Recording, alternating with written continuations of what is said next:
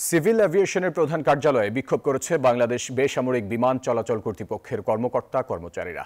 Bangladesh airport security force গঠনের প্রস্তাব বাতিল সহ ৬ দফা দাবি জানিয়ে প্রধান কার্যালয়ের সামনে সকাল 10:30টায় মানববন্ধন করেন তারা।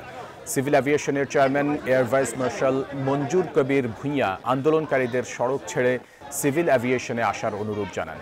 এ সময় একপাশের সড়কে যান চলাচল কিছু সময় বন্ধ থাকে, পরে সড়ক ছেড়ে সিভিল এভিয়েশনে বিক্ষোভ করতে থাকেন। এই ঈদে জামা জুতো অ্যাক্সেসরিজের ডিসকাউন্ট, সেখানে হাতাহাতির ঘটনাও ঘটে।